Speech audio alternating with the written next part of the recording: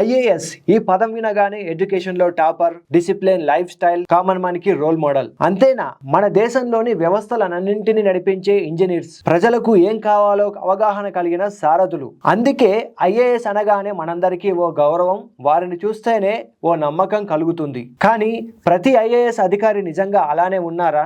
అస్సాంకు చెందిన నుపూర్ బోరా అనే ఈ అధికారి ప్రజలకు ఐఏఎస్ల మీద ఉన్న నమ్మకాన్ని గంగలో కలిపింది. తమ చేతిలో ఉన్న పవర్స్ ని ప్రజల సమస్యలను తీర్చడానికి ఉపయోగించకుండా కమిషన్లు దండుకోవడానికి ఉపయోగించుకుంది.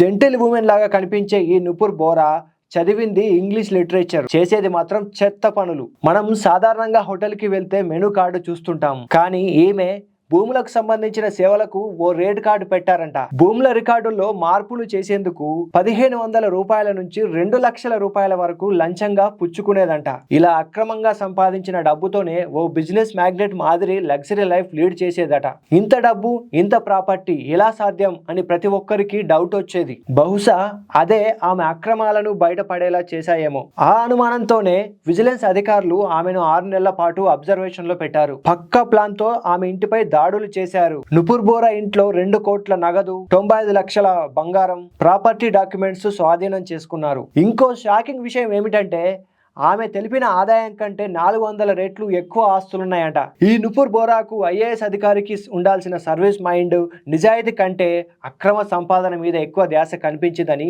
ఆ విజిలెన్స్ అధికారులు చెబుతున్నారు. ఇక్కడ మనం గమనించాల్సింది ఏంటంటే ఆమె ఇంటిపై దాడి చేస్తే బయటపడింది కేవలం డబ్బు మాత్రమే కాదు, వ్యవస్థ ఆమె మీద పెట్టుకున్న నమ్మకం. ఒక ఐఏఎస్ అవినీతి చేస్తే అది ఆ అధికారికి మాత్రమే చెడ్డ పేరు కాదు, మొత్తం వ్యవస్థను బలహీనపరుస్తుంది. ఇలాంటి ఐఏఎస్ అధికారుల గురించి వినగానే మీకేమనిపిస్తుంది? మీ అభిప్రాయాన్ని ఖచ్చితంగా కమెంట్ రూపంలో తెలియజేయండి.